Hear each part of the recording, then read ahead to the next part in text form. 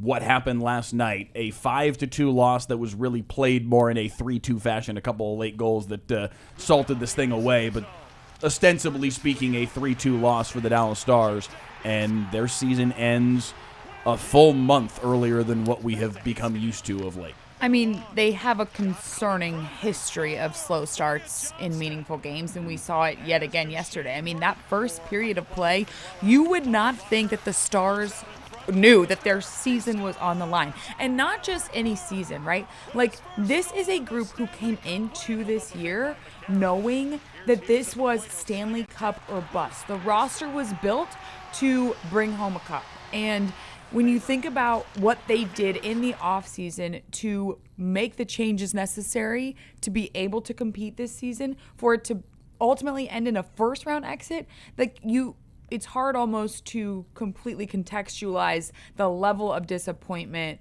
for the franchise when the expectations were what they were. It's funny you brought up contextualize. I've been saying Oh, that for God, like the sorry. better part of the week. I'm sorry, I leaned into that word a little bit. But no, that was part of this. Like, it's funny, we were discussing the power play issues this time last year. That's why Glenn Gulletson was brought in. Yeah. And now the power play And works, Graham, yeah. and everything else fell apart. So that's part of the fun of it. But a lot of it boils down just the matchup. I mean, we've discussed the playoff structure ad nauseum at this point. Unfortunately, that is just the way it goes. The other bad bounce, I think, for them was Nils Lundkvist getting injured. And I realize that we talk a lot about the Stars' depth, but top to bottom a lot.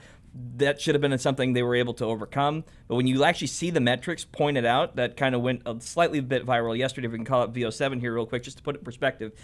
For those people that don't know hockey stats, XGF% is kind of foreign. Totally understand that. This is expected goals for versus expected goals against. What you really need to know is when Nils Lundkvist was on the ice, the Stars were +1 in 5-on-5. Once he got injured, with unfortunate skate to the face, legitimately, like that's just a rough injury. Since he left, -11 in plus-minus. That's how much the drop-off was. We showed you a couple days ago what happened with Tyler Myers and everything along those lines. That's just the way it goes, unfortunately. So, to some degree, like that's just what hockey. It is hockey more than every other sport is a war of attrition. It's whoever is left standing at the end. The Stars just didn't have the bodies that they needed at the end. I think what we heard them say throughout, especially this series, was, look, we just got to put more pucks on net. We got to put more pucks on net. You didn't see that level of urgency in the first period. You did see it start to pick up in the second. It was interesting listening to Matt Duchene in the locker room last night because he said, look, I felt like for the most part it was a really even game. It was pretty balanced. And I mean, to his point, they had a chance to tie this game up with 3 minutes to go in the final period when they pulled Jaker. It was like 3:15, 3:16. But Matt Duchene basically said, look, like, it was a pretty even game. Like, we went up 2-1, then they were able to tie it at 2. And he was like, that third goal for them was literally a luck of the bounce. And it was quite literally, like Kelly said in the open, it was a ricochet or a rebound off the skate that ultimately went in off of Ilya Lyubushkin. But I think the reason that you kept seeing the Wild get those goals was because they were the ones continuing to press offensively. Yeah. And the Stars just never felt like they could get into any sort of offensive rhythm. And we've talked about the 5-on-5 play at length. Like, that is where you saw the huge discrepancy in goal scoring. I just feel like they have the talent on the roster, even with the injuries, they should have been able to overcome that. It's surprising to me that they never could. Is this the end for Jamie Benn? We were going to ask this question after Game 5 because of the shenanigans in that one. But it's sad because I feel like if this is his last game as a Star, which we do have to accept that is a possibility Very coming real out of this is the lasting image of it to some degree. He was in there. I'm not sure that's fair. But this is the last time when we were talking about last plays in a Stars jersey. That's tough. It just is. When especially when in that moment it's a 6-on-5, they bring him on as the extra attacker. He is the veteran of the group, the guy that they want to get the dirty goals. Right or wrong, he's handling the puck in that scenario, turns it over. That's the dagger. Like, it was still 3-2 with momentum. They were playing well. Rantanen just had a huge hit down low to kind of change the momentum a little bit, and they were controlling the puck. I'm not suggesting that's indicative of his career, if that's what we're going here. Right, but it would just, so that's the only reason I jumped that was just to say lasting image, because it may be the final image. Right.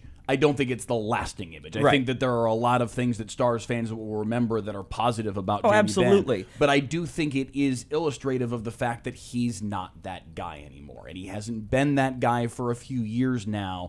And now the pendulum has swung to the point where there was a time where Jamie Benn was the Art Ross Trophy Award winner, where Jamie Benn was an elite scorer in this league, where Jamie Benn was, even if he wasn't an elite scorer anymore, he still was a good enough scorer and a good enough presence in other facets that he was able to counterbalance all of his shenanigans.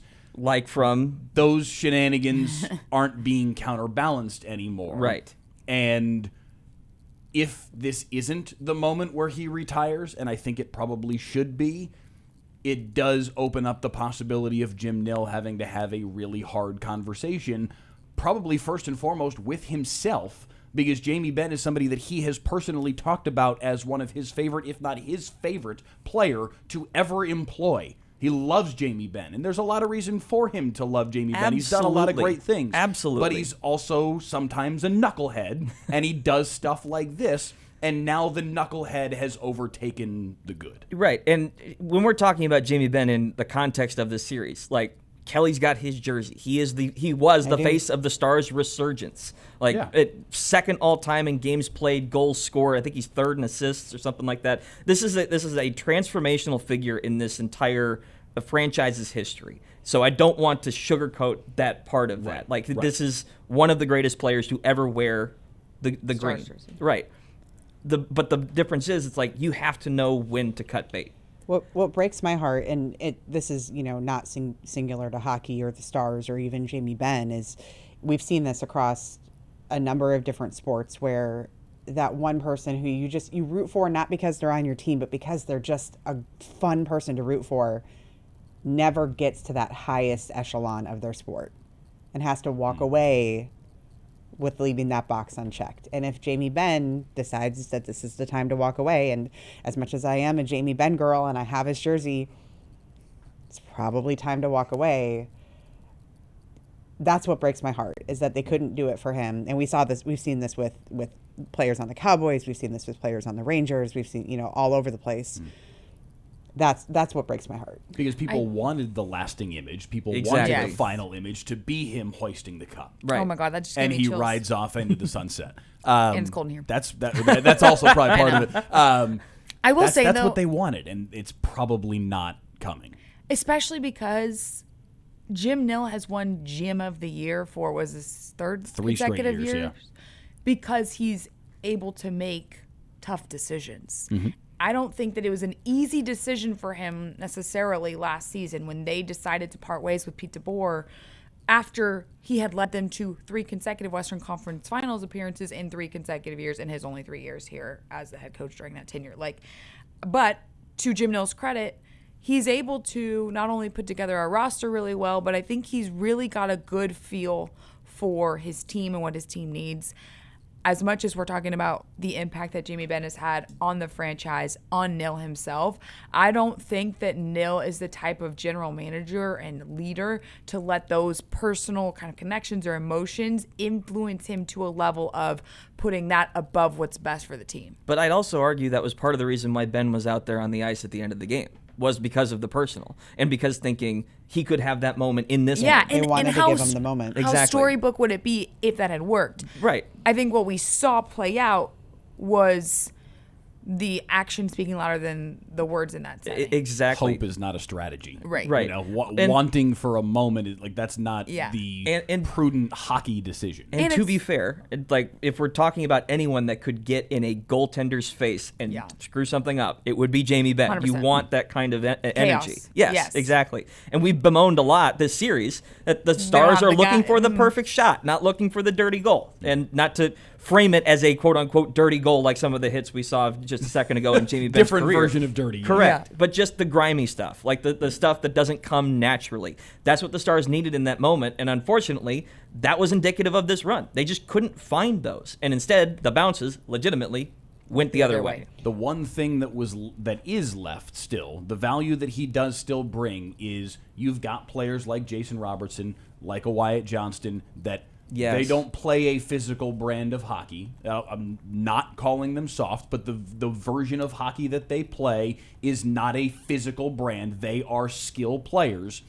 You need somebody, if that's who you've got. If you've got a Connor McDavid, you need somebody on the other end that's going to remind everybody on the other side, don't mess with that dude, otherwise you get the horns of this guy. Right. And Jamie Benn was the horns. Jamie Benn was the enforcer that was that reminder for their opponents. Okay, but is that enough anymore? Yeah, so 2 questions then. When he decides that it's time to step away and he retires now, who wears the C? I think it's Wyatt. And who becomes the enforcer?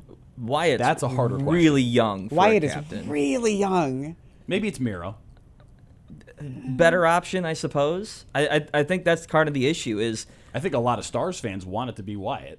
He sure. is really young, but I think those are your 2 top contenders is Wyatt and Miro. I would be surprised if Wyatt was first. I think you still need a little bit more veteran voice going on to carry it. And it's not saying he can't do it. Like, there are a lot of young stars that come in and wear the A and build up into that moment when someone eventually hands it off. Yeah. So it's not suggesting he will not be capable of it, because we can pull up real quick Wyatt's stats and where he ranks in terms of what he's contributed to this team.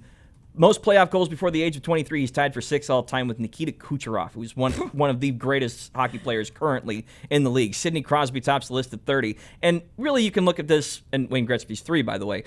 Well, you can look at this list one of 2 ways. Young players that are really good, that find themselves in great positions coming out of it. And Wyatt certainly found himself on one of the best teams in the league that was making regular playoff runs. Yeah. So it works both ways. He found himself in a great situation, but he's also making the most of it. My point with the captaincy is I think this part of the Stars' issue, quote unquote, is they have so much breadth of talent that sometimes they kind of get caught looking at each other. Like, okay, who's going to step up? They don't have that one guy. Listen, if we're going to cycle something around, we know Steven Stamkos is going to get the shot. We know Alexander Ovechkin is going to get the shot. When you have that kind of dynamic offense, sometimes you need that one guy in a clutch time spot. We know he's going to deliver.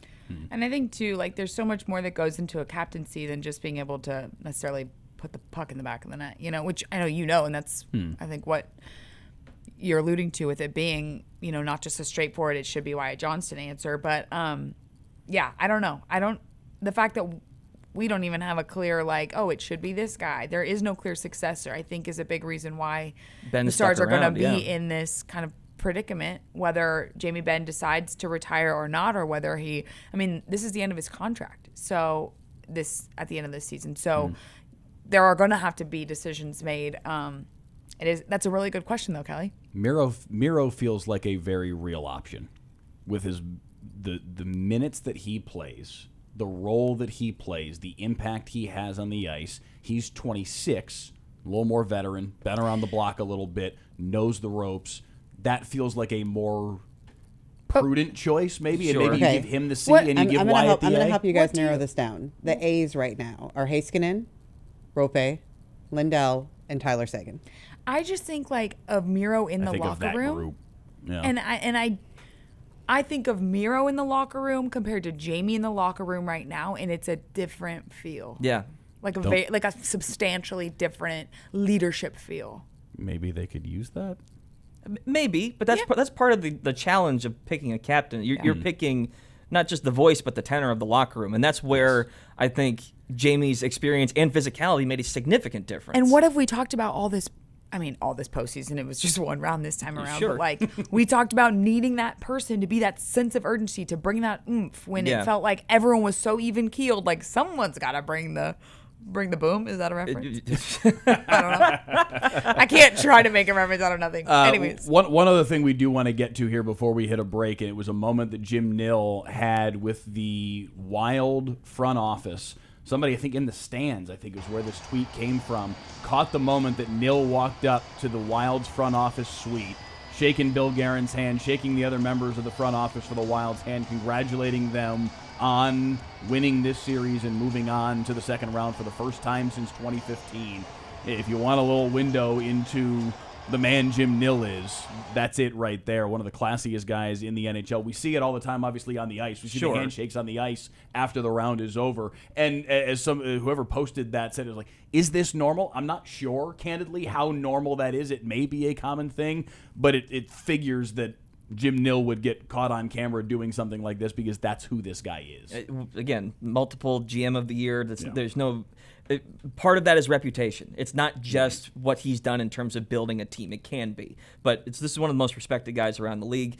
I think he understood in that moment what it meant to that organization as well. And sometimes when you know the fracture points, you know where to kind of smooth things over and congratulate where congratulations is due.